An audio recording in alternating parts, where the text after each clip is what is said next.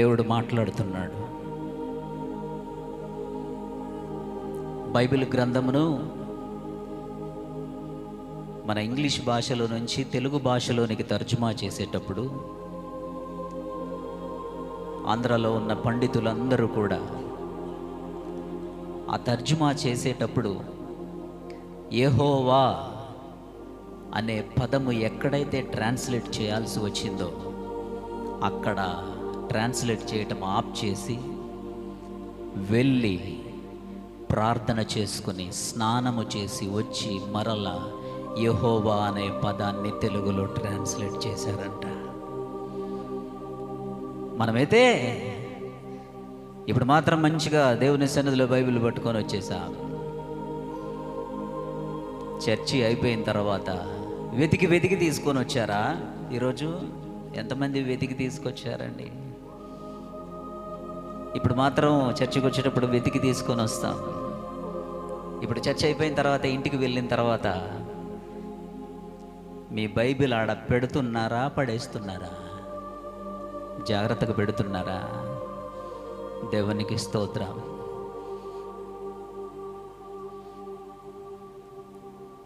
ఈ గొప్ప ఆయన ప్రేమ మనకు లేకపోతే ఎక్కడుండే వాళ్ళమో తెలుసా? నేను ఆలోచించిన ప్రతిసారి ఆశ్చర్యమైంది. నేనైతే ఎప్పుడూ చచ్చిపోయేవాడిని. నా తల్లిదండ్రులు ఎప్పుడూ మర్చిపోయేవారు. నా ఉనికే ఉండకపోయేది. ఆయన వాక్యం ఈరోజు మనల్ని అందరినీ ఈ విధముగా నిలవబెట్టింది. దేవునికి స్తోత్రం, హల్లెలూయా. కాబట్టి ఆయన మనతో మాట్లాడుతున్నప్పుడు వెండి బంగారములు కంటే ఈ వాక్యాన్ని ఎక్కువ ఇష్టపడాలండి. ఇష్టపడుతున్నారా? నిజంగా చెప్పండి. బంగారమును ఇష్టపడినట్లు బంగారము కంటే ఇది కోరదగినది. దీన్ని ఆ విధముగా ఇష్టపడాలి. దైవజనుడు బోధిస్తున్నప్పుడు, పాస్టర్ గారు బోధిస్తున్నప్పుడు వెండి బంగారము కంటే విలువైన మాటలని మీ హృదయంలో భద్రపరుచుకుంటున్నారా? మీ బంగారాన్ని భద్రపరుచుకున్నట్లు కళ్ళు మెరిసిపోతూ ఉంటాయి బంగారాన్ని చూడగానే. ఇది నా జీవితానికి వెలుగు. దేవునికి స్తోత్రం, హల్లెలూయా. విందామా మరి ఆ మాటలు? ఇర్మియా గ్రంథం 2వ అధ్యాయము 25వ వచనం 26వ వచనం.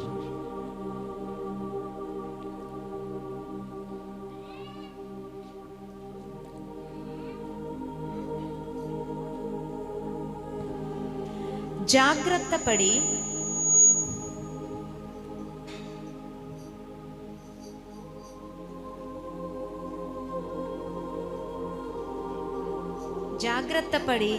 నీ పాదములకు చెప్పులు తొడుగుకొనుము. నీ గొంతుక దప్పికొనకుండునట్లు జాగ్రత్త పడుము అని నేను చెప్పినను నీవు ఆ మాట వ్యర్థము వినను అన్యులను మోహించితివి. వారి వెంబడి పోదునని చెప్పుచున్నావు. దొరికిన దొంగ సిగ్గుపడునట్లు ఇశ్రాయేలు కుటుంబము వారు సిగ్గుపడుదురు. నీవు మా తండ్రివని మ్రానుతోనూ నీవే నన్ను పుట్టించితివని రాతితోనూ చెప్పుచు వారును వారి రాజులను వారి అధిపతులను వారి యాజకులను వారి ప్రవక్తలను అవమానము నొందుదురు. చాలు. చిన్న ప్రార్థన చేసుకుందాం. పరిశుద్ధుడా, ప్రేమగల తండ్రి, మీకు వందనములు చెల్లిస్తున్నాం. మరి ఒక పునరుద్ధాన దినములో మమ్మల్ని ప్రవేశింపచేసి మీ వాక్యమును ధ్యానించడానికి ఇచ్చిన భాగ్యమును బట్టి మీకు వందనములు చెల్లిస్తున్నాం. వెండి బంగారములు ఎంతో విలువగలవి. వాటికంటే కోరదగినది మీ వాక్యము. అది మా జీవితానికి వెలుగు. మేము పడిపోయినప్పుడు మమ్మల్ని లేపుతుంది, మమ్మల్ని జీవింపచేస్తుంది, అపవాది మీద మాకు జయమిస్తుంది. ఆ వాక్యమును మరి ఒకసారి మాకు ఇవ్వబోతున్నందుకు ఒక విందులాగా, ఒక పుష్టికరమైన రుచికరమైన ఆత్మీయ ఆహారమును మాకు ఈరోజు వడ్డించబోచున్నందుకు మీకు వందనాలు చెల్లిస్తున్నాం అయ్యా. పోయిన సోమవారం నుండి నిన్నటి వరకు, ఈరోజు ఉదయం వరకు ఎన్నో మాటలు విన్నాం, ఎన్నో వార్తలు విన్నాం. ఎంతోమంది మాట్లాడుతుంటే మేము ఎంతో జాగ్రత్తగా, ఆసక్తిగా ఇహలోక సంబంధమైన వాటి అన్నిటి గురించి విన్నాం. కానీ పరలోకపు మాటలు, జీవింపజేయు మాటలు అయ్యా మాతో మాట్లాడబోచున్నందుకు మీకు వందనములు చెల్లిస్తున్నాము. ఏ ఒక్కటి జార విడుచుకోకుండా మా హృదయంలో వాటిని భద్రపరుచుకుని సహాయం చేయండి. చదవబడిన లేఖనం ద్వారా పరిశుద్ధాత్మ దేవుడా, నా నాలుకను, నా ఆలోచనలను, నా తలంపులను మీరు స్వాధీనపరచుకొని మీరు మీ బిడ్డలతో మాట్లాడండి. పరిశుద్ధాత్మ దేవుడా, మీ కార్యము జరిగించండి. అగ్నితో కాల్చండి. కాల్చబడని బంగారము, కాల్చబడని సువర్ణము అది ఎవ్వరూ కోరుకోరు. అది మాత్రమే, కాల్చబడినది మాత్రమే విలువగలది. దాని గురించి బారులు తీరి కొనటానికి, వారి ధనమంతా వెచ్చించి కొనటానికి ఇష్టపడతారు. నాయన, మా జీవితాలు కూడా మీ వాక్యము చేత కాల్చండి. మీకు ఇష్టమైన పాత్రలుగా, ఆభరణములుగా మీరు మార్చండి. ఘనత, మహిమ, ప్రభావాలు మీరు పొందండి యేసయ్యా. యేసు నామమున అడుగుచున్నాము తండ్రి, ఆమేన్. దేవునికి స్తోత్రం. హల్లెలూయా, హల్లెలూయా. ఇర్మియా గ్రంథం 2వ అధ్యాయము 28వ వచనము. నేను ఇంతకు ముందుకు చెప్పాను ఇర్మియా గ్రంథం యొక్క ఉద్దేశము. ఇర్మియా గ్రంథము దేని కొరకు వ్రాయబడింది, ఎప్పుడు వ్రాయబడింది? ఈ ఇర్మియా గ్రంథము మరి దేవుని సొంత ప్రజలైన యూదా రాజ్యము బబులోను దేశానికి బానిసగా వెళ్ళక ముందు నుండి, వెళ్ళిన తర్వాత కూడా వారిని బలపరచడానికి ఇర్మియా ప్రవక్తను దేవుడు వాడుకున్నాడు. దేవుని సొంత ప్రజలు, అది సంగమునకు సాదృశ్యముగా ఉంది. మనం అనుకుంటాం మనము సంతోషముగా ఉన్నప్పుడు, ఆనందముగా ఉన్నప్పుడు, సమృద్ధిగా ఉన్నప్పుడు ఇహలోక సంబంధమైన మాలిన్యం మనకు అంటుతుంది. మనకు తెలియకుండానే దేవునికి వ్యతిరేకమైన, దేవునికి అతీతమైన ఆలోచనలు మానవుల్లోనికి ప్రవేశిస్తూ ఉంటాయి. అపవాది ఎల్లప్పుడూ కూడా దేవుని వాక్యంలో ఉంది, అది గర్జించు సింహం వలె ఎవరినైనా, ప్రతి ఒక్కరిని, ఏర్పరచబడిన వారిని సైతం నాశనము చేయడానికి అపవాది ప్రయత్నం చేస్తూ ఉంటుంది. అలాంటి యూదా జనాంగము వారు అన్య రాజుల చేతికి బానిసలుగా అప్పగింపబడినప్పుడు, అన్యులు వచ్చి వాళ్ళను కొల్లగొట్టి యెరూషలేము పట్టణాన్ని, ప్రాకారమును, వారి బంగారమును, వారి స్త్రీలను, వారి పిల్లలను, వారి ఐశ్వర్యమును దోచుకొని బానిసరాజులు వెళ్ళిపోయినప్పుడు వారు అనుకుంటున్నారు, ఈ పరిస్థితి మాకు రావటానికి కారణం, మేము ఈ విధముగా బానిసత్వములోనికి వెళ్ళటానికి కారణం, ఈ విధముగా మా బంగారము దోచుకొని పోవటానికి కారణం, ఈ విధముగా మేము శత్రు దేశములో బానిసలుగా ఉండటానికి కారణం ఈ బబులోను రాజు, ఈ యొక్క శత్రు దేశపు రాజు అని చెప్పి యూదా జనాంగం, ఇశ్రాయేలు జనాంగం వారు అనుకుంటున్నారు. ప్రియ సోదరులారా, మన ఆత్మీయ జీవితంలో కూడా కొన్ని శ్రమలు, కొన్ని నిందలు, కొన్ని అవమానములు అపవాది నా జీవితంలో ఇవి పెడుతుంది, దేవుడు నా జీవితంలో ఇవి అంగీకరిస్తున్నాడు అని అనుకొని మన యొక్క అవిధేయతను గుర్తించకుండా మన యొక్క తిరుగుబాటును మానవుని వైపు కాదు, దేవుని వైపే, దేవుని మాటకే వ్యతిరేకముగా ఆలోచిస్తూ తలంచుతూ చేసిన దానికి అనుభవిస్తున్న దాన్ని తను తెలుసుకోకుండా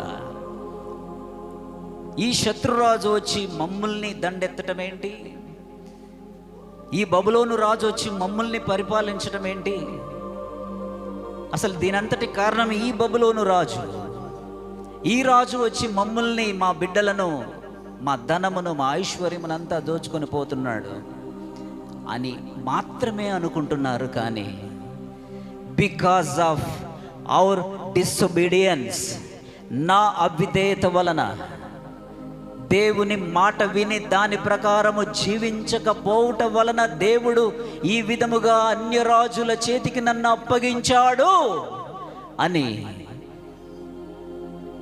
తెలవాలంటే ఇర్మియా ప్రవక్తను దేవుడు ఎన్నుకున్నాడు. వారు అనుకుంటున్నారు మా శత్రువు, మా శ్రమలకు కారణం బబులోను రాజు. కానీ ఇర్మియా వచ్చి చెబుతున్నాడు, దేవునికి స్తోత్రం. ఆ రోజు ఇర్మియానే కాదు, ఈరోజు పరిశుద్ధాత్మ దేవుడు ఈరోజు మీతో మాట్లాడుతున్నాడు. నీ శ్రమకు, నీ కష్టమునకు కారణం ఒక్కోసారి సాతాను కానే కాదు, ప్రతి దానికి సాతాన్ని కాదు అనేది నేను ఇంతకుముందు కూడా చెప్పాను. Always don't remember Satan. ప్రతిసారి కూడా అపవాదిని జ్ఞాపకము చేసుకొనకండి, నీ క్రియలు జ్ఞాపకము చేసుకోవాలి, నిన్ను నీవు పరిశీలించుకోవాలి దేవుని యొక్క సన్నిధిలో. ఇర్మియా అది చేస్తున్నాడు. దేవునికి స్తోత్రం, హల్లెలూయ. అదే మాట ఇక్కడ మాట్లాడుతున్నప్పుడు దొరికిన దొంగ 26వ వచనంలో చూసినట్లయితే, దొరికిన దొంగ సిగ్గుపడినట్లు ఇశ్రాయేలు కుటుంబము వారు సిగ్గుపడుదురు. దేవాది దేవుడు, వారి యొక్క సృష్టికర్త, 430 సంవత్సరములు బానిసత్వము నుంచి విడిపించి 10 తెగుళ్ళ చేత వారి కనుల ముందే ఐగుప్తీయులను బాధించి విడిపించిన దేవునిని వారు అంటున్నారు, నీవు మా తండ్రివని మ్రానుతోను. ఎవరండి తండ్రి? ఎవరు సృష్టికర్త? ఎవరు? ఇవన్నీ దేవుడు చేస్తే యూదా జనాంగం, ఇశ్రాయేలు జనాంగం అంటున్నారు, నీవు మా తండ్రివని మ్రానుతోను. ఒక చెట్టుని, ఒక విగ్రహాన్ని చేసుకొని, ఒక దేవతా స్తంభమును పోత పోసుకొని సిద్ధపరచుకొని భయంకరమైన ఐగుప్తు దేశము నుంచి దేవుడు నిన్ను విడిపిస్తే అందరూ దబాదబా బంగారము అన్నీ కూడా సిద్ధపరిచి చేసి దూడను తయారు చేసుకొని ఆ ఐగుప్తు నుంచి విడిపించింది ఈ దూడే. ఎలా ఉంటుందండి? మీరు ఒక చిన్న హెల్ప్ ఒకరికి చేయండి, మీ బంధువులకు, స్నేహితులకి ఆపదలో ఉన్నప్పుడు ఆదుకోనండి, సహాయము చేయండి. వారి నుంచి మీరు కృతజ్ఞత కోరుకుంటారా లేదా? చిన్న చిన్న సహాయమే మనం చేసేది, దానికి వారు కృతజ్ఞత కలిగి లేకుండా ఒక్క మాట మాట్లాడితే ఆ బాధ ఏంటో తెలుస్తుంది. దేవుడు ఆ యొక్క ఐగుప్తు దేశము నుంచి, బానిసత్వము నుంచి విడిపిస్తే ఒక మ్రానుతోను, ఒక మొద్దుతోను, ఒక చెక్కతోను, పోత పోసిన ఒక విగ్రహమును చూసి, ఒక మొద్దును చూసి అంటున్నారు, నీవే నన్ను పుట్టించితవని రాతితోనూ చెప్పుచుంటే దేవుడు ఇంకా బానిసత్వానికి అప్పగించడా? ఇక్కడ సాతానుకు సంబంధమే లేదండి. మన అవిధేయత, మన అవిధేయత, నీ అవిధేయత, నా అవిధేయత మనల్ని బానిసత్వంలోనికి నడిపించేస్తూ ఉంటుంది. దేవునికి స్తోత్రం. ఈరోజు నేను మీకు కొన్ని విషయాలు చెప్పి ముగించేస్తాను. లిటరల్గా మీ అందరికీ చెప్తున్నాను, ఒక విశ్వాసి, అన్బిలీవర్ కాదు, దేవుణ్ణి నమ్మనివాడు కాదు. ఒక విశ్వాసి సాతాను చేతిలో పడటానికి రెండు కారణాలండి. 2 కారణాలు. ఒకటి, ఫస్ట్ది ఏంటి? అవిధేయత. ఏంటండి అవిధేయత? పెద్ద తప్పు చేస్తే అప్పుడు పాపం. క్రైస్తవులు ఈ రోజులలో అనుకునేది ఏంటి అని అంటే, చిన్న మాటేగా, ఒక అర్ధగంట ఆలస్యం వెళ్తా, ఏమండి, ఒక అర్ధగంట ఆలస్యం వెళ్తా చర్చికి, ఇక ఆల్ నైట్కి అయితే అసలు రాను నేను. హలో, ఆల్ నైట్కి నేను అసలే రాను. ఎవరు చెప్పారండి? జ్ఞానప్రకాశం గారు చనిపోయారు, నేను ఒక బిజినెస్ పెడుతున్నాను, ఏమండి, నెహెమ్యా నేను ఒక బిజినెస్ పెడుతున్నాను, మన్నా పెంటకోస్టల్ చర్చ్ అనే ఒక బిజినెస్ పెడుతున్నాను, వచ్చి అక్కడ కొంచెం సహాయం చేయండి అని అడుగుతున్నానా? యేసయ్య ఏమన్నాడు? అమ్మా, నా కోసం కాదు, మీకోసం, మీ బిడ్డల కొరకు. దేవుడు ఒక గొప్ప వాగ్దానం ఇచ్చాడు. ఆయన మాట ఇచ్చి అబద్ధం ఆడటానికి మానవుడు కాదు, మానవుడు అనుకుంటున్నారు, చెప్పేది పాస్టర్ గారు అనుకుంటున్నారు. ఒక దినము దేవుని సన్నిధిలో గడిపితే 1000 దినములతో సమానం అనలేదు నా యేసయ్య. దేవుని వాక్యం ఆ విధముగా చెప్పట్లేదు. 1000 దినముల కంటే శ్రేష్టం. దేవునికి స్తోత్రం. వస్తున్నారా? చేస్తే పెద్ద తప్పు, పెద్ద పాపం చేస్తే ఒకళ్ళని కోపం వచ్చి, ఇంటి పక్కన వాళ్ళ మీద కోపం వచ్చి గొడవ పెట్టుకొని ఇంటి కిచెన్లో ఉన్న కత్తి తీసుకొని వెళ్ళి కాసా పడిస్తే అప్పుడు దేవుని దృష్టిలో ఓ పాపం. ఈ చిన్నవన్నీ దేవుడు చూడడు. పనులు కాదండి, క్రియలు కాదండి. ఒక్కసారి నీ మనసులో దేవునికి వ్యతిరేకముగా ఆలోచిస్తేనే ఇట్స్ ఈక్వల్ టు సిన్. తేజో నక్షత్రమా, పరమండలముందు ఆకాశము నుంచి నువ్వు ఏ విధముగా త్రోసివేయబడితివి. దేవునికి స్తోత్రం. దేవుని వాక్యములో మనము చూసినట్లయితే ఈ యొక్క లూసిఫర్ దూత ఎవరండి? మొట్టమొదటి దాని స్థానం ఏంటి? ఎవరు సృష్టించారు లూసిఫర్ని? అది అపవాది కాకముందు లూసిఫర్గా ఉన్నప్పుడు, దేవుని దూతగా ఉన్నప్పుడు ఆ యొక్క లూసిఫర్ దూతను సృజించింది ఎవరు? లూసిఫర్ యొక్క పనేంటి? దేవుణ్ణి ఆరాధించుట, స్తుతించుట. దాని యొక్క రెక్కలు ఈ విధముగా చాచినప్పుడు దేవుని సన్నిధిలో దేవుని తర్వాత ఘనత, దేవుణ్ణి ఆరాధించే అర్హత, అవన్నీ కలిగి ఉన్న ఆ లూసిఫర్ ఒకటి చేసిందండి. ఏం చేసిందో తెలుసా?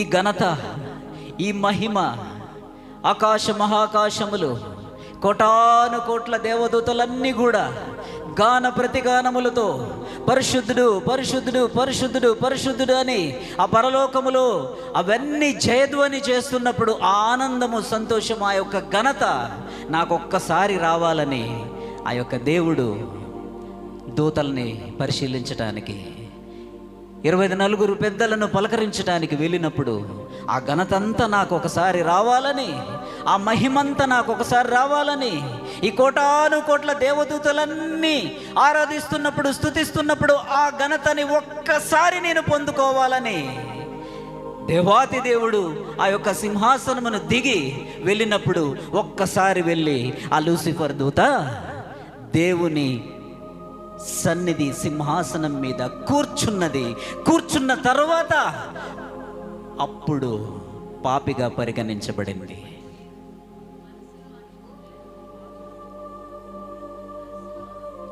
మనం ఎన్ని అనుకుంటున్నాం? దేవుడు అన్నీ చూడనట్లు. ఏమండి, దేవుడు ఒక మంచి తలంపు తలిచాడండి. దాన్ని మరలా జ్ఞాపకం చేసుకోండి ప్రియ సహోదరులారా. నేను పరిశుద్ధుడని కాబట్టి నాలాగా ఉండాలని తప్పించి ఆ శిలువ మీద ఎన్ని నిందలు పడ్డాడు నీ కొరకు, ఎంత వేదన పడ్డాడు.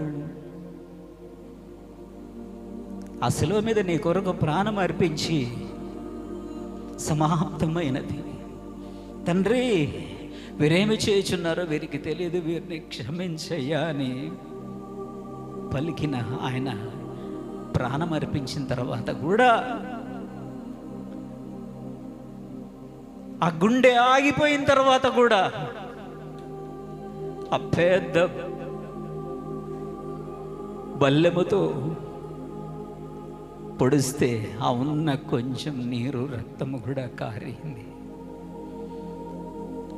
అంత ప్రేమ ఆయన అసలు మీద చూపించి అంత విధేయుడైతే నీవు ఆయనకి ఏ విధమైన విధేయత చూపిస్తున్నావు? అపవాది కాదండి కారణం. ఒక్కోసారి నీవు శ్రమల్లో కూరుకుపోవటానికి కారణం నీవు దేవుని వాక్యమును విని, దేవుడు చెప్పితే నేను వింటా, పాస్టర్ గారు నేను చెప్తే నేను వినను.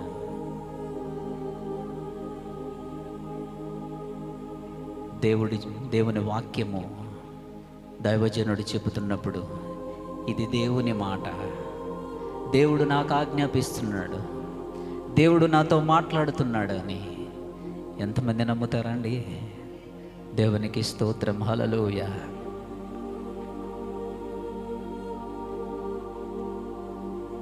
బికాజ్ అవర్ డిసొబీడియన్స్, మన అవిధేయత వలనే మనం ఒక్కోసారి మనకు తెలియకుండానే దేవునికి దూరం వెళ్ళిపోతాం. ఇక్కడ దేవుని స్వజనాంగం బబులోను చెరకు వెళ్ళటానికి కారణం బబులోను రాజు కాదు, వారి యొక్క శత్రువు, వారి యొక్క అవిధేయత. దేవునికి స్తోత్రం. ఇర్మియా గ్రంథంలోనే 2వ అధ్యాయము 19వ వచనం చదువుదాం.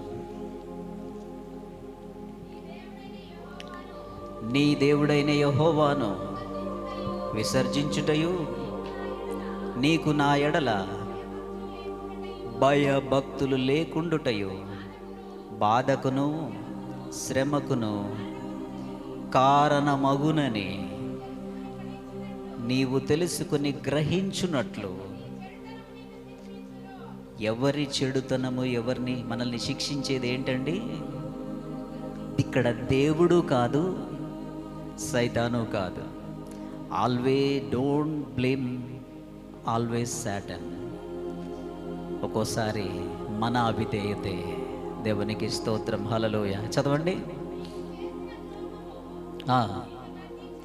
నీవు చేసిన ద్రోహము నిన్ను గద్దించునని ప్రభువును సైన్యములకు అధిపతియుగున్నగు యెహోవా సెలవిచ్చుచున్నాడు. దేవునికి స్తోత్రం. ఇప్పుడు గమనించండి పాస్టర్ గారు, చాలా సైతాను శోధన పెట్టిందండి, చాలా సైతాను నన్ను గద్దిస్తుందండి.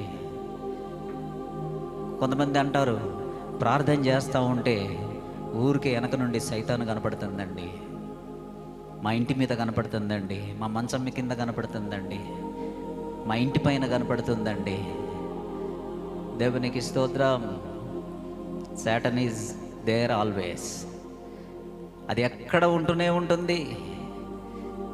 యోబు గ్రంథంలో చూసినట్లయితే దేవుడు అడుగుచున్నాడు, ఏంటి నీ సంగతి? What is your profile? What is your work? నీ సంగతి ఏంటి అని అంటే, నా సంగతి ఏందయ్యా, నేను ఒక దగ్గర కొలువైపోయి ఒక కొండ దగ్గర ఉన్నాను, ఒక దేవాలయం కట్టుకొని అక్కడ ఉన్నాను, ప్రజలందరినీ నా దగ్గరికి రమ్మంటున్నాను అన్నదా? లేదు, నేను అటు ఇటు భూలోకంలో తిరగటమే పని. కాబట్టి అది తిరుగుతూనే ఉంటుంది. కానీ మనం ఏం చేయాలి? దేవునిలో ఉండాలి. దేవునికి స్తోత్రం, హల్లెలూయా. మన శ్రమకు, మన నిందలకు కారణములు ఇక్కడ ఏమనుంది? ఎంత స్పష్టముగా ఉంది. దేవునికి స్తోత్రం. నీవు చేసిన ద్రోహము నిన్ను గద్దించునని ప్రభువును సైన్యములకు అధిపతియగు యెహోవా సెలవిచ్చుచున్నాడు. ప్రియ సహోదరులారా, మన యొక్క అవిధేయతకు, మన యొక్క శ్రమలకు కారణం ఒక్కోసారి మనమే. కాబట్టి దేవుని వాక్యమును విని దాని ప్రకారము జీవించాలి. మన ఆత్మీయ స్థితికి ఒక్కోసారి మనమే కారణం. మన అవిధేయత మనము శోధనలో పడటానికి కారణం. మన యథార్థత దేవునిలో ఉండటానికి కారణం. అపవాది మనల్ని ముట్టకుండా ఉండాలంటే మన యొక్క యథార్థత. యోబు జీవితంలో మనము చూసినట్లయితే 2వ అధ్యాయం 3వ వచనం 7వ వచనంలో చూసినట్లయితే దేవుడు అపవాదికి ఒక లిమిట్ పెడుతున్నాడు. చదవండి ఒకసారి 2వ అధ్యాయము 3వ వచనం. అందుకు యెహోవా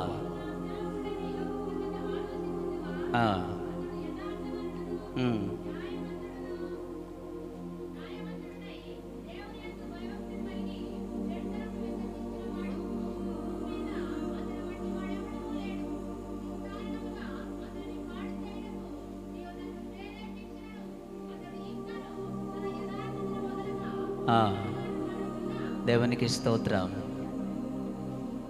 యోబు గురించి దేవుడు ఏం చెప్తున్నాడండి? నిష్కారణముగా మనము చిన్న శ్రమ వస్తే, కొంచెం ఇబ్బంది వస్తే సైతాన్ మీద వేస్తాం, దేవుని మీద వేస్తాం, కృంగిపోతాం. కానీ యోబు గురించి దేవుడు అంటున్నాడు, నీవు నిష్కారణముగా వితౌట్ పర్పస్ అతన్ని కానీ నీవు బాధిస్తే, అతన్ని కానీ నీవు నిందల పాలు చేస్తే, అతన్ని కానీ నువ్వు శ్రమ పెడితే ఏమైద్దంట? ఇంకా యథార్థంగా ఉంటాడంట. ఆ మెట్టు నుంచి ఇంకా కొంచెం మంచి స్థితిలోనికి వెళ్తాడు. ఆ పరిశుద్ధతలో నుంచి ఇంకా నీతిమంతుడవుతాడు. దేవునికి స్తోత్రం. చదవండి సిస్టర్, కంటిన్యూ చేయండి. ఇంకా కొంచెం ముందుకు వెళ్ళి బ్యాక్ వెళ్ళి మళ్ళీ ఒకసారి చదవండి.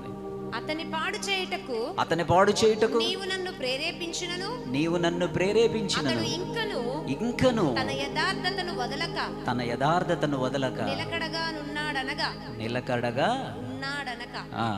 అపవాది చర్మము కాపాడుకొనుటకై చర్మమును, తన ప్రాణమును కాపాడుకొనుటకై తనకు కలిగినది యావత్తును నరుడు నిచ్చును గనుక ఇంకొకసారి నీవు చెయ్యి చాపి అతని ఎముకను, అతని దేహమును మొత్తిన ఎడల అతడు నీ ముఖము ఎదుటనే దూషించి నిన్ను విడిచిపోవును అనెను.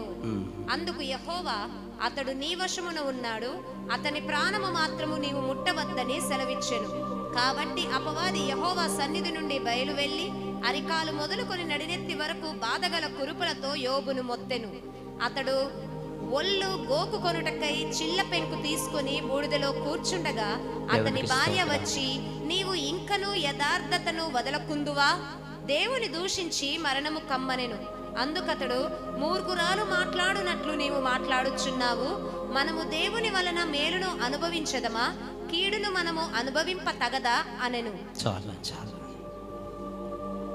దేవుడు అంగీకరించాడు. దేవుడు ఎలో చేశాడు. దేవుడు అంగీకరించిన దాంట్లో దేవుడు తప్పకుండా మనకు విజయం ఇస్తాడు. దేవునికి స్తోత్రం, హల్లెలూయా. దేవుడు ముందు ఒక మాట అన్నాడు, నిష్కారణముగా ఒకవేళ నీవు అతన్ని కష్టపెడితే ఇంకా నీతిమంతుడవుతాడు. మనకుందా ఆ ఫెయిత్? ఏమండి? దేవునికి స్తోత్రం. శ్రమ వచ్చినప్పుడు, నింద వచ్చినప్పుడు యాక్చువల్గా పర్పస్ ఆఫ్ పెయిన్, ఈరోజు మీకు ఒక చిన్న సైన్స్ కూడా చెప్తాను మీకు. దేవుడు మనందరికీ పెయిన్ ఇచ్చాడు కదా. ఏదో ఒకసారి మీరు ఈ విధంగా గిచ్చుకోండి, ఎంత గిచ్చుకున్నా నాకు పెయిన్ రాదండి అని ఎవరైనా అంటారా? కొట్టుకోండి చెంప మీద, ఇంట్లో మేకు కొడతా ఉంటారు ఉమేష్ పాల్ గారు, బెసుకుద్ది, దెబ్బ తగులుతుంది, నాకు అసలు నొప్పిలే అవద్దు. వామ్మో, నొప్పి. What is the purpose of pain? 2 రకాల పెయిన్స్ గురించి ఈరోజు మీకు చెప్పేస్తాను. దేవుడు ఈ సెన్స్ పెయిన్ అనేది ఎందుకు ఇచ్చాడో తెలుసా? మనకు అనిపిస్తుంది ఒక్కోసారి ఏదన్నా పని చేసేటప్పుడు, సామెల సోదర ఏదన్నా పని చేసేటప్పుడు ఒక్కోసారి మీ పనిలో ఏదన్నా ఒక చిన్న దెబ్బ తగులుతూ ఉంటుంది,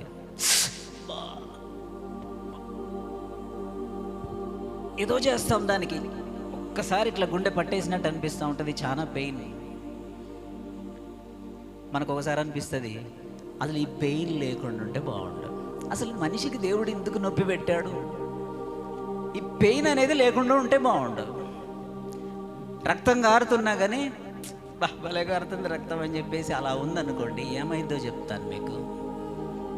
ఈ పెయిన్ అనేది దేవుడు పెట్టాడు. మానవుని సృష్టి, దేవుడు మానవుని సృజించినప్పుడు ఆ పెయిన్, ఒక గాయమైనప్పుడు, ఒక దెబ్బ తగిలినప్పుడు, సడన్గా మనము స్టవ్ దగ్గర కానీ ఏదన్నా పని చేస్తున్నప్పుడు, ఆ స్త్రీలు పని చేసేటప్పుడు ఒక్కోసారి ఆ వంట పాత్రలు తగులుతూ ఉంటాయి, చప్పున నొప్పి వస్తుంది, చిన్న గాయం అయింది. అరే ఈ నొప్పి లేకుండా ఉంటే బాగుండు అనిపిస్తుంది. ఆ నొప్పి వచ్చినప్పుడు దేవుడు పెట్టాడు ఆ పెయిన్. ఒకవేళ దేవుడే ఆ నొప్పి పెట్టకుండా ఉంటే, దేవుడే ఆ స్పర్శ నొప్పి అనేది లేకుండా ఉంటే, నీకు తెలియదు, నీ చెయ్యంతా కాలిపోయి మాడి మసి అయిపోయే వరకు నువ్వు ఈ విధంగానే ఉంటావు. దేవుని స్తుతించుడి, ఇదంతా కాలిపోతూనే ఉంటుంది, నీకు చెయ్యి ఉండదు. తర్వాత ఆ కొద్ది నొప్పి తీసేసారు. ఇక నుంచి ఈ చిన్న గాయముతోటే, ఈ చిన్న నొప్పితోటే, ఈ చిన్న ఘాటుతోటే నేను నా దేహాన్ని మొత్తం రక్షించుకొని, ఈ చిన్న దాంతో నేను సరిపుచ్చుకొని ఈ యొక్క దేహాన్ని అంతా కాపాడుకుంటాను. That is the purpose of pain. ఆ పెయిన్ మనకు తెలియదు. ఒక్కోసారి కరెంట్ షాక్ కొడుతుంది ఈ విధంగా, లేదంటే ఎక్కడో పెడతామో చేయి కాలుతూ ఉంటుంది, కాలుకి ఏదో దెబ్బ తగులుద్ది, మేకు గుచ్చుకుంటుంది, నొప్పి తెలవదు. ఇక ఆ మేకుతోటే నడుస్తూ ఉంటాం మంచిగా. ఎవరో ఒకళ్ళు చూసి అయ్యా బాబు రక్తం కారుతుందని అంటే నొప్పి లేదు, ఏమి లేదు నాకు. ఆ మేకుతోటే మనం వేరే వరకు కూడా వెళ్తాం, మొత్తం సెప్టిక్ అయింది, హార్ట్ దాకా వస్తుంది. డాక్టర్ అంటాడు కాలు తీయాలంటాడు. ఒకసారి టెస్ట్ చేసి నువ్వు మొట్టమొదట మేకు గుచ్చుకున్నప్పుడే తీసేసి నా దగ్గరికి వచ్చినట్లయితే నేను నీకు యాంటీబయాటిక్ ఇచ్చేవాడిని, నువ్వు బ్రతికేవాడివి. ఇప్పుడు నీ యొక్క పాయిజన్ అనేది నీ హార్ట్ దాకా పోయింది, నువ్వు పెయిన్ అనేది లేదు కాబట్టి నువ్వు పట్టించుకోలేదు, నీవు ఇంకా కొన్ని రోజులలో చచ్చిపోతావు. ఇప్పుడు చెప్పండి, పెయిన్ మంచిదా కాదా? దేవునికి స్తోత్రం, హల్లెలూయా. మళ్ళీ డాక్టర్ దగ్గరికి పోతాం. డాక్టర్ దగ్గరికి పోయిన తర్వాత, సార్ నాకు జ్వరం వచ్చింది, సార్ నాకు ఇంజెక్షన్ ఇవ్వండి, కానీ నొప్పే వద్దు, నాకు ట్యాబ్లెట్ ఇవ్వండి, జ్వరం వచ్చింది, నాకు యాంటీబయాటిక్ ఇవ్వండి, కానీ జెమ్స్ లాగా టేస్ట్గా ఉండాలి ట్యాబ్లెట్, ఆ చాక్లెట్ లాగా ఉండాలి. యాంటీబయాటిక్ ఉంటుందా? యాంటీబయాటిక్ సునీతమ్మ గారు, యాంటీబయాటిక్ ట్యాబ్లెట్ డాక్టర్ గారు రాసిన తర్వాత ఆ యాంటీబయాటిక్ ట్యాబ్లెట్ని నోట్లో వేసుకొని చాక్లెట్ లాగా నవిలి చూడండి, అబ్బా జెమ్సే క్యాడ్బరీస్ చాక్లెట్ లాగా ఉంటుంది. ఎలా ఉంటుంది సిరిజా సిస్టర్? ఎలా ఉంటుంది? చేదు. బట్ అది లోపటికి వెళ్ళిన తర్వాత అది నీకు మేలు చేస్తుంది. దేవునికి స్తోత్రం. దేవుని మాటలు కూడా అంతే, గద్దిస్తుంది, విను, హెచ్చరిస్తుంది, తీసుకో, కోప్పడుతుంది, అయినా కానీ విను. ఆ గద్దింపు వెనక గొప్ప ప్రేమ ఉంది. నీకు వచ్చే పెయిన్ వెనక నీవు కాపాడబడటం అనేది దాచబడి ఉంది. దేవునికి స్తోత్రం, హల్లెలూయా, హల్లెలూయా. ఇశ్రాయేలీలు 2 నేరాలు చేశారంట. మన జీవితంలో కూడా అవి ఉన్నాయేమో ఒకసారి మనల్ని పరిశీలించుకుందాం. ఇర్మీయా గ్రంథం 2వ అధ్యాయము 13వ వచనం చదువుదాం. నా జనులు 2 నేరములు చేసి ఉన్నారు. జాగ్రత్త వినండి. జీవ జలముల ఊటయైన నన్ను విడిచి ఉన్నారు. తమ కొరకు తొట్లను అనగా బద్దలై నీళ్లు నిలవని తొట్లను తొలపించుకొని ఉన్నారు. ఇశ్రాయేలు నా జనులు 2 నేరములు చేసి ఉన్నారు. జీవ జలముల ఊటయైన నన్ను విడిచి ఉన్నారు.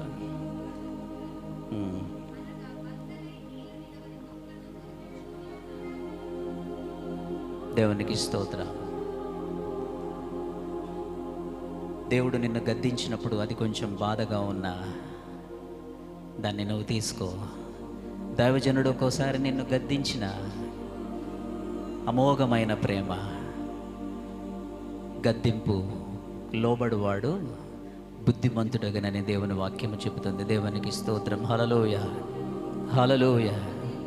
ఒక్కోసారి మన శ్రమకు కారణం దేవుడు మనకిచ్చిన విజయములాగా అనిపిస్తుంది. బాగా గమనించండి నేను చెప్పే మాట. మనము ఒక్కోసారి శ్రమ పడ్డప్పుడు ఈ శ్రమకు కారణము దేవుడు ఇచ్చిన విజయం అనిపిస్తూ ఉంటుంది. ఇశ్రాయేలీలు ఐగుప్తు దేశం నుంచి, బానిసత్వం నుంచి విడిపించిన తర్వాత ఆ యొక్క ఎర్ర సముద్రం దగ్గరికి వచ్చినప్పుడు అక్కడ ముందేమో సముద్రం ఉంది, ఇటు ఎత్తైన పర్వతములు లోయలో ఉన్నారు. అక్కడ వారు అంటున్నారు, నేను ముందు నుంచే చెప్తున్నాం, దేవుడు 400 సంవత్సరములకు పైగా బానిసత్వం నుంచి విడిపించింది,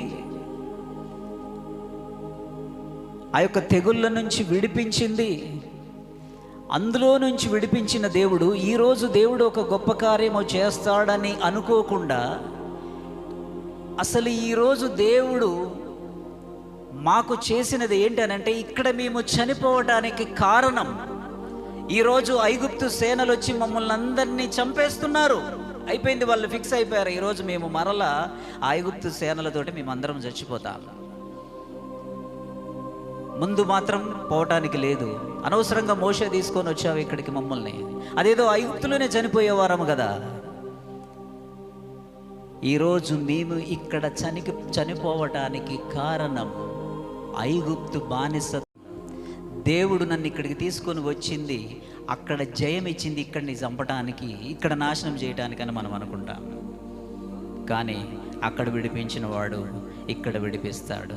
నిన్న, నేడు, రేపు ఏకరీతిగా ఉన్న దేవుడు. దేవునికి స్తోత్రం. హల్లెలూయా. మనము మారాలి, దేవుడు మారడండి. దేవునికి స్తోత్రం.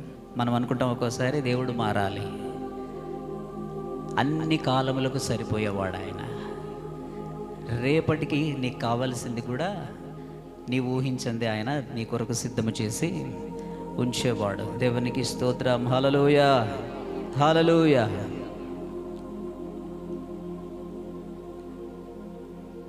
ప్రతి కాలములకు సరిపోయేవాడు ఆయన. నీవు నీ నుండి ఆయన కోరేది విధేయత మాత్రమే. దేవునికి స్తోత్రం. హల్లెలూయా. నిర్గమకాండం 14వ అధ్యాయము 9వ వచనం 12వ వచనం చదువుకుందాం.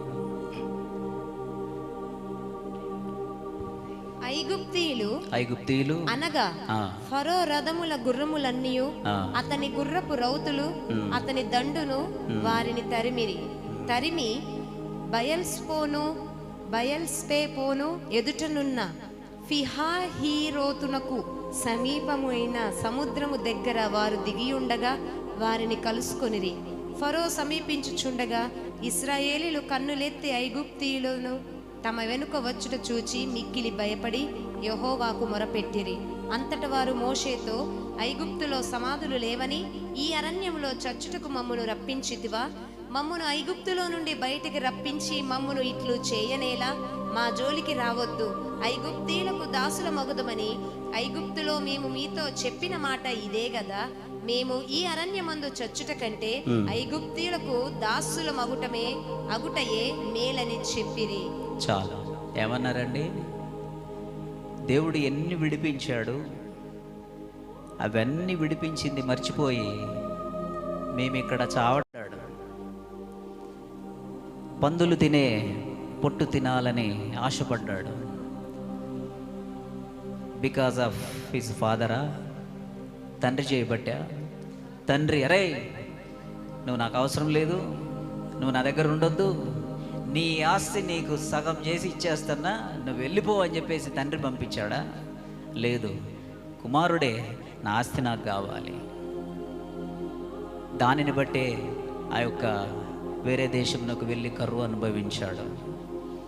ప్రియ సోదరులారా, ఎవరి అవిధేయతను బట్టి, అందుకే దేవుని వాక్యములో ఉంది, నీవేవి విత్తుతావో అదే కోస్తావు. ఈరోజు మనం నేర్చుకునేది ఒకటే, మన జీవితంలో ప్రతి దానికి సాతాన్ని బ్లేమ్ చేయొద్దు. ప్రతి దానికి దేవుడు కాదు, మన అవిధేయత వలన ఒక్కోసారి మనం బానిసత్వంలోనికి వెళ్ళిపోతాము. ఇర్మియా ప్రవక్త అదే ఇశ్రాయేలులకు చెబుతున్నాడు, శత్రురాజులు వచ్చి మిమ్మల్ని చుట్టుముట్టడం, మీ శత్రువు ఇక్కడ బబులోన్ రాజు కాదు, మీ అవిధేయత, మీ తిరుగుబాటు. దేవుని వాక్యం విని దాని ప్రకారము జీవించకపోవటం వలన దేవుడు మిమ్మల్ని అన్య చేతులకి అప్పగించేస్తాడు. కానీ దేవుని యందు భయభక్తులు కలిగి ఆయన మాట విని దాని ప్రకారము జీవిస్తే నీ చుట్టుపక్కన ఉన్న రాజు, ఏమండి యెహోషాపాతు జీవితంలో ఏం జరిగింది? లాస్ట్ టైం చెప్పాను కదా మీకు, యెహోషాపాతుని దేవుడు దీవించుట ద్వారా, ఆశీర్వదించుట ద్వారా ఆయన యొక్క ఘనత, ఆయన యొక్క ప్రభావము అంత గొప్ప రాజు అయిపోయినప్పుడు చుట్టుపక్కల ఉన్న చిన్న చిన్న రాజులు, శత్రురాజులు, ఫిలిస్తీ రాజులు, వారి దేశము కాని రాజులు కూడా యెహోషాపాతుకు కానుకలను పన్నులు పంపించారంట. దేవునికి స్తోత్రం, హల్లెలూయా. మనం దేవుని యందు భయభక్తులు కలిగి ఉంటే ఆ విధముగా చుట్టుపక్కల వారందరినీ కూడా మనకు దేవుడు దాసులుగా చేస్తాడు. మనల్ని ఎన్నటికీ కూడా, ఆ రోజు వారి అవిధేయత వలన బబులోను దేశానికి బానిసగా వెళ్ళారు, కానీ నీవు నేను దేవుని వాక్యమును విని దాని ప్రకారము జీవిస్తే అపవాదిని తీసుకొచ్చి నీకు బానిసని చేస్తాడు. హల్లెలూయా. నీ కాళ్ళ కిందికి తీసుకొని వస్తాడు. అదే ఈరోజు మనం నేర్చుకునే సందేశం. నీ అవిధేయత వలన నీవు శత్రురాజుల చేతి కిందికి వెళ్తావు. నీవు విధేయునిగా ఉంటే శత్రురాజులను తీసుకొచ్చి, అపవాదిని తీసుకొచ్చి నీ పాదాల కింద దేవుడు పెడతారు. రోమీయులకు రాసిన పత్రిక 8వ అధ్యాయము 35వ వచనం చదువుకుందాం, ముగించుకుందాం. రోమీయులకు రాసిన పత్రిక 8వ అధ్యాయము 35వ వచనం. క్రీస్తు ప్రేమ నుండి మనలను ఎడబాపు వాడెవడు? శ్రమ అయినను, బాధ అయినను, హింస అయినను, కరువైనను, వస్త్రహీనత అయినను, ఉపద్రవమైనను, ఖడ్గమైనను మనలను ఎడబాపున. ఇందును గూర్చి వ్రాయబడినదేమనగా, నిన్ను బట్టి దినమెల్లా మేము వధింపబడిన వారము, వదకు సిద్ధమైన గొర్రెలమని మేము ఎంచబడిన వారము. అయినను మనలను ప్రేమించిన వాని ద్వారా మనము వీటన్నిటిలో అత్యధిక విజయము పొందుచున్నాము. దేవునికి స్తోత్రం, హల్లెలూయా. శ్రమ అయినను, హింస అయినను, బాధ అయినను, ఏదైనాను కూడా దేవుని నుంచి మనల్ని ఎడబాపనేరదు. దేవునికి స్తోత్రం. యోబు గురించి దేవుడు ఏమంటున్నాడు? నీవి ఎంత హింసిస్తే అంత విశ్వాసం బలపడుతుందయ్యా.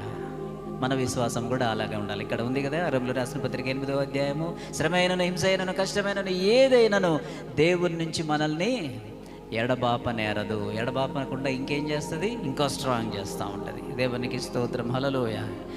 కదిలించిన కొలది ఇంకా స్ట్రాంగ్ అవుతూ ఉండాలి. శోధింపబడిన మీదట నీవు సువర్ణమై మారెదవు. దేవునికి స్తోత్రం. హల్లెలూయ. మీరు వేసుకునే బంగారం అంతా కూడా కాల్చకుండా,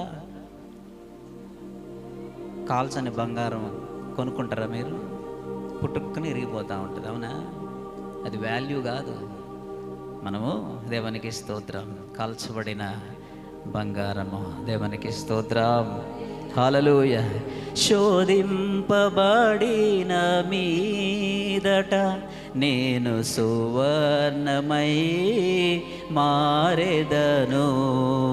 శోధింపబడిన మీదట నేను సువర్ణమై మారెదను. హల్లెలూయా, హల్లెలూయా, హల్లెలూయా, ఆమేన్. హల్లెలూయా, హల్లెలూయా, హల్లెలూయా, ఆమేన్.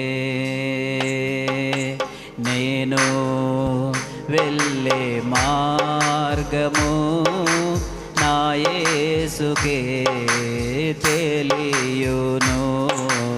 నేను వెళ్ళే మార్గము నా యేసుకే తెలియును. హల్లెలూయా, హల్లెలూయా, హల్లెలూయా, ఆమేన్. హల్లెలూయా, హల్లెలూయా, హల్లెలూయా, ఆమేన్. హల్లెలూయా, హల్లెలూయా. ఎన్ని శ్రమలైనను, నిందలైనను, అవమానములైనను, తల నుండి అరికాలు వరకు కురుపులు పుండ్లైనను తన విశ్వాసంలో మాత్రమే నిలిచాడు. ఎన్ని శ్రమలు పెట్టినా అతని యొక్క విశ్వాసం ఇంకా బలపడింది. దేవునిలో ఉంటే నీ విశ్వాసము కూడా అంతే. నీవు విధేయత కలిగి ఉంటే చుట్టూ ఉన్న వారిని నీకు బానిస చేస్తాడు. నీవు అవిధేయత కలిగి ఉంటే చుట్టూ ఉన్న వారికి నీవు బానిస అవుతావు. అది ఎప్పటికీ మనం మర్చిపోకుండా మన ఆత్మీయ జీవితంలో, అది మన జీవితాలలో, మన కుటుంబాలలో అది జరుగునట్లు మనం జాగ్రత్త పడదాం. దేవుడి కొన్ని మాటలు దీవించునుగాక. హల్లెలూయా, హల్లెలూయా. పరిశుద్ధుడా, ప్రేమగల తండ్రి, మీకు వందనములు చెల్లిస్తున్నాం. మరి ఒకసారి మీ పాద సన్నిధిలో మమ్మల్ని అందరినీ సమకూర్చి నాయన విధేయత వలన, అవిధేయత వలన ఈ రెండు విషయాలను బట్టి మేము చాలా జాగ్రత్తగా ఉండునట్లు సహాయము చేయండి. ఎన్నో గొప్ప పాపము చేసినప్పుడు మాత్రమే మేము దేవుని దృష్టిలో పాపము చేశామనుకుంటాం. దావీదు కూడా పాపము చేసినప్పుడు ఇది నేను చేశాను, ఇది నా ఇష్టం వచ్చినట్లు చేశాను, ఇది దేవునికి నా జీవితానికి సంబంధం లేదనుకున్నాడు. అయ్యా, కానీ మీరు ప్రవక్తను పంపించి మాట్లాడినప్పుడు ఇది దేవునికి, కేవలము దేవునికే వ్యతిరేకముగా నేను పాపము చేశానని, మా జీవితంలో కూడా మీకు తెలియని నాయన అది మీ పరిధిలోనికి రాదని నాయన మీ సన్నిధిని నిర్లక్ష్యము చేస్తున్నాం. మీ వాక్యమును నిర్లక్ష్యము చేస్తున్నాం. దైవజనుని మాట నిర్లక్ష్యము చేస్తున్నాం. మీ వాక్యమును నిర్లక్ష్యము చేస్తున్నాం. కుటుంబ ఆశీర్వాద కూడికను నిర్లక్ష్యము చేస్తున్నాం. సంపూర్ణ రాత్రి ప్రార్థన నిర్లక్ష్యము చేస్తున్నాం. మీ వాక్యమును విని దాని ప్రకారము జీవించడానికి నిర్లక్ష్యము చేస్తున్నాం.